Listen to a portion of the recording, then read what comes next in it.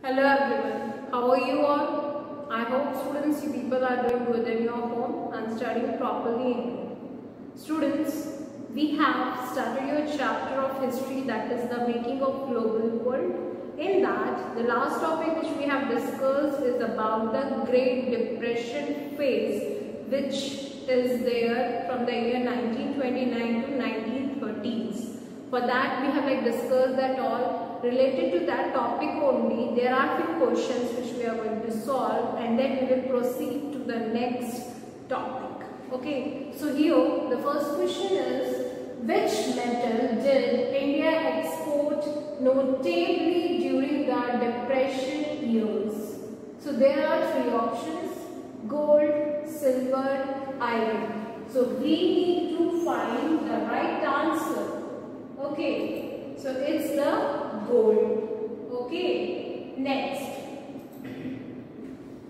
It is asking which of the following is not a major factor for the cause of the Great Depression between 1929 to 30 in most parts of the world.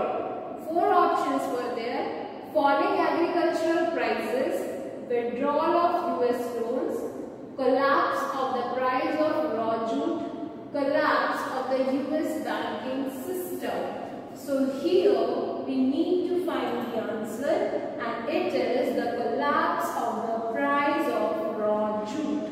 Okay, so these four questions were there from the topic. Now we have to discuss the next topic, that is global economy after the Second World War. Okay, so now we will study the phase of global economy after the Second World War. Let's see that. Here we have already discussed about the Allied powers and Central powers. So here it is mentioned that Germany, Japan, Italy was in the Axis power, and the Allied powers countries were Poland, France, Great Britain, United States of America, Soviet Union and China. Okay, so let's just see what was the role played by these two warring groups. The Second World War that lasted 6 years, from 1939 to 1945, caused enormous destruction. It is believed that at least 60 million people were killed and millions more were injured during the war. So students, the Second World War phase was from 1939 to 1945, in which the major destruction took place in the world. Okay, 60 million people were killed, millions were injured. By the end of the Second World War, the US and the Soviet Union emerged as superpowers.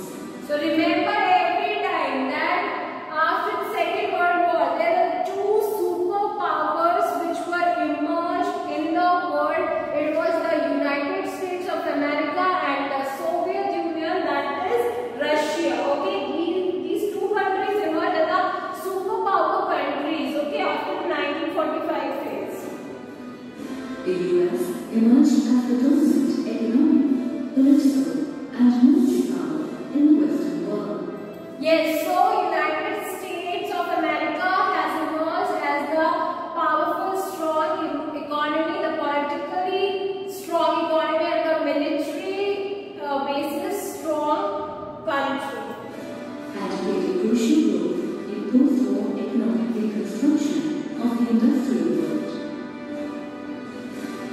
The industrial nations realized that an industrial society based on mass production would require mass consumption. And mass consumption would require stable incomes, which in turn requires full employment. However, full employment could only be achieved if the flow of goods, capital, and labor was controlled by the government. Government intervention was necessary for economic stability. So it is saying that for the economic stability, the government intervention is needed to control the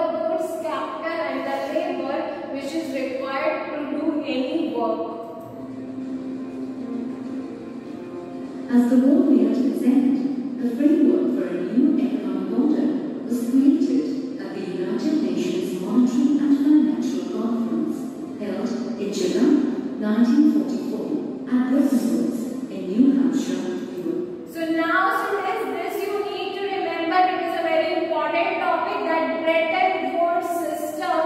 So here it is a place in the New Hampshire, USA. Okay, the Bretton Woods agreement was done, so it is an important thing. United Nations Monetary and Financial Conference held in 1944, where this Bretton Woods agreement were done for the world's trade. We will see about that only. The same. The Bretton Woods Conference established the International Monetary Fund, or the IMF, and the World Bank. The IMF will deal with external deficits and surpluses of its member nations. So now two international monetary organizations name came, that is the World Bank and the IMF. So IMF is what? It is International Monetary Fund.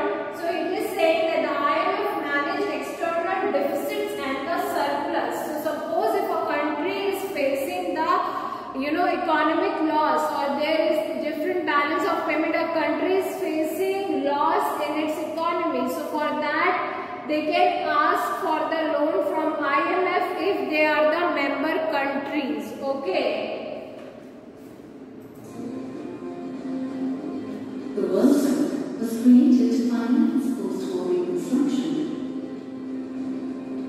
The IMF and the World Bank, often referred to as the Bretton Woods institutions, commenced financial operations in 1947. So you need to understand that under the Bretton Woods Agreement, and two institutions were included as a Bretton Woods institution, that is the World Bank and the IMF, and they commenced the operations from 1947, in which the World Bank used to give fund to the countries or to the member countries with the intention to do the welfare, okay, whereas IMF used to give the loans and money for balancing the economy of the country.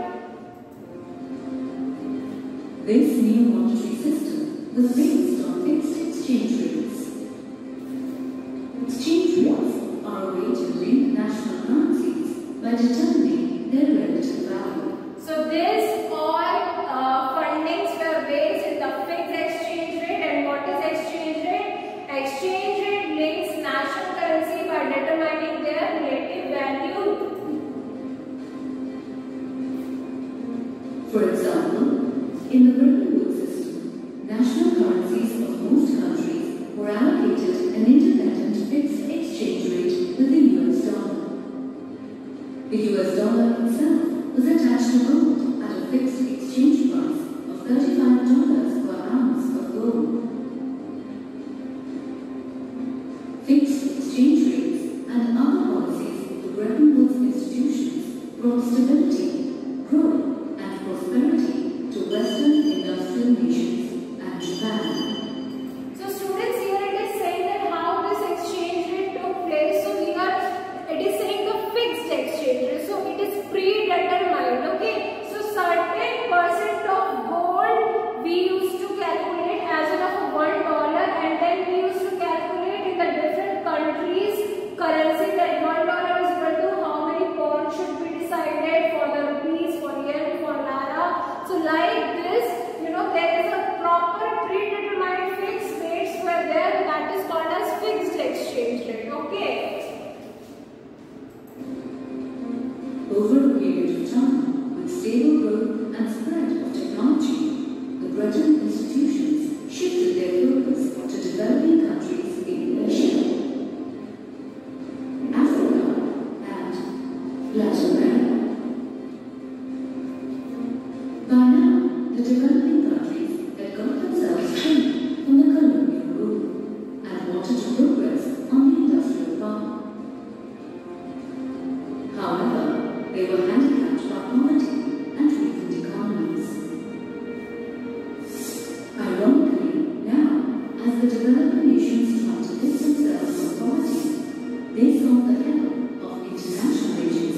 that were dominated by the former colonial powers. The resulting international economic terms and agreements allowed industrialized countries to exploit the natural resources of the developing countries. Realizing their disadvantage, developing countries organized themselves into a group called Group of 77 or G77 in 1964 to establish a new international economic order. So students, you have seen there are so many different groups, countries were there. Okay, like here it is saying of the G77. That means of what? 77 countries come together with the intention of making this new international economic order to balance the economy, stable the economy of their country. Okay. Likewise, there are the other groups like G7, G20. Okay, where the different countries come together with having a same goal or intention to solve that same problem in their countries. Okay. Known as NIEO.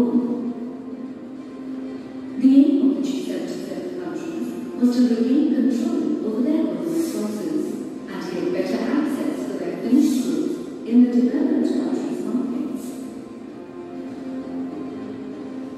However, by the 1960s, other changes began to affect the world economy. The value of the US dollar fell due to the cost of overseas involvement. The US dollar could not maintain its value in relation to gold or the other currencies. The system of fixed exchange rates could not be sustained and was replaced with floating exchange rates. With the decline of international institutions, developing countries were forced to directly borrow from Western commercial banks and private lending institutions. This pushed the developing countries, particularly in Africa and Latin America, deeper into debt and poverty. The US, on the other hand, faced growing unemployment from the mid-1970s till the early 1900s. As multinational corporations shifted production to low-wage countries, new patterns of capital flows and world trade emerged and gave rise to the phenomenon of globalization with its own set of challenges.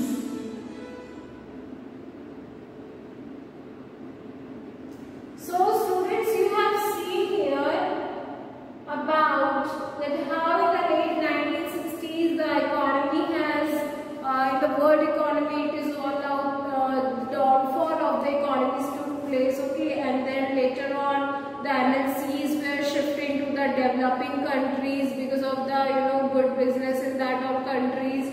Now the globalization phase came, and that also brought the new challenges. What all are the challenges that we will discuss in the next clip? Before that, let's just go to solve few questions. Okay. Here 5 questions are there. We have to identify the first question, that which of the following statement is false. So there are 4 options. The first World War turned the United States into an international creditor. After the First World War, Britain lost its power and control of the Indian market. Third, it was saying the central powers of the First World War were Germany, Austria, Hungary and Ottoman Turkey. The fourth one is the First World War lasted for more than 6 years. So let's just see it. The false statement is the First World War lasted for more than 6 years. It is wrong. Okay. Now the next question is, who had decision-making powers in the IMF and the World Bank? It is saying Western industrial power, developing countries or US government. So it is the Western industrial powers. Next question is asking, which of the following is not a reason for the formation of the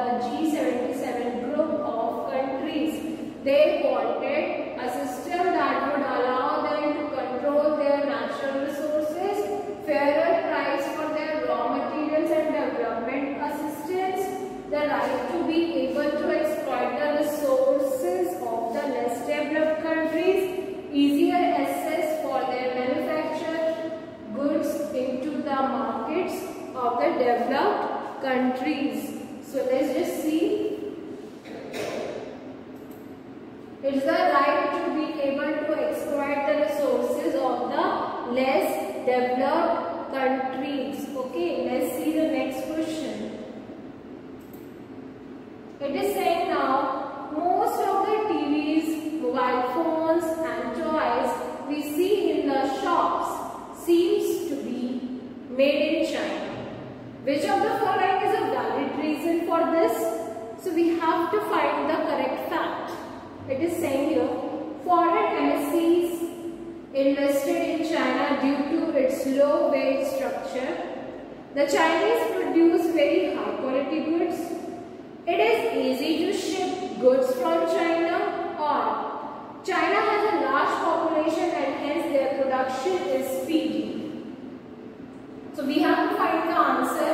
It is foreign MNCs invested in China due to its low wage structure, and because of that only we found that most of the TVs, mobile phones and the toys we see of the label made in China.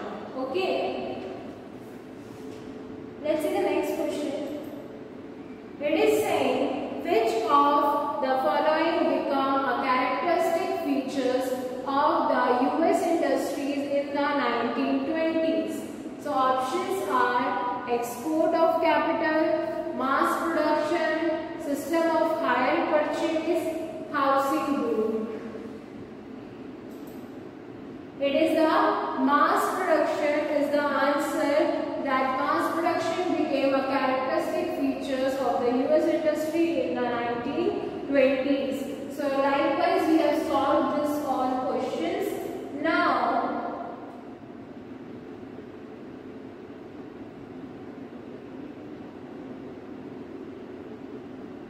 we have completed this chapter. Okay, there is nothing more than that in this. So you have understood the meaning of globalization, you have understood the different phases. Okay, what is the early phase, pre-18th century, 19th century phase of trade among the world. Okay, then you have seen the situation of the Second World War. Afterwards, what was the phase of trade? You have learned about the two major International Monetary Organization, that is the IMF and World Bank, and that works under the Bretton Woods system, or we can say the Bretton Woods Agreement, which is situated in New Hampshire, okay, USA. So likewise you have seen that all things. Okay, so let's just go to the Constance map in the last.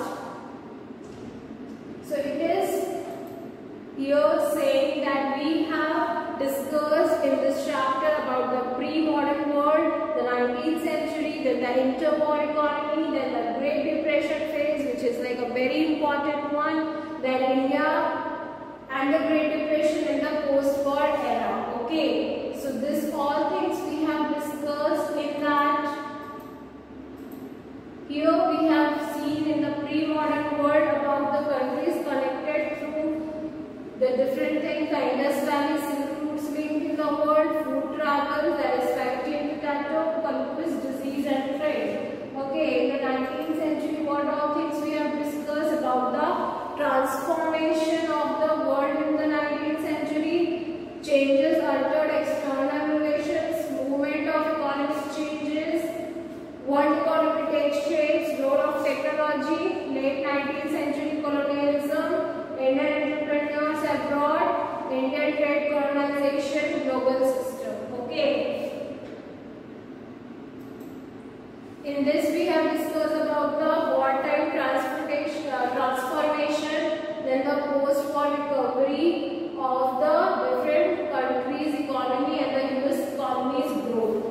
Then in Great Depression we have discussed about what are the causes and the decline in production. Okay. Then India and the Great Depression, it is about the different impact, which is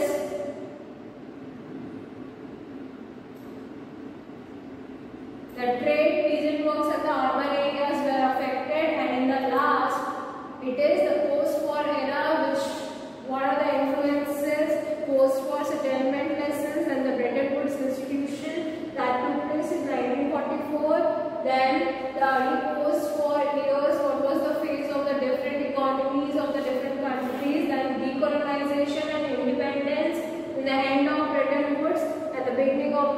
globalization. So we have discussed about this all things, right? So whatever the chapters now we are discussing, I hope you people are completing the question answers in your notebook properly, because students, anytime now your forms will be get filled while you will be get called in school, okay, for filling your board exam forms, and that time your notebooks can be also asked to submit from you people. So better just complete all your notebooks in proper manner, okay, so that the internal 20 marks you people will get in a good manner, okay. So I hope this chapter is clear to your people. Any problem you can ask me, okay. Thank you class.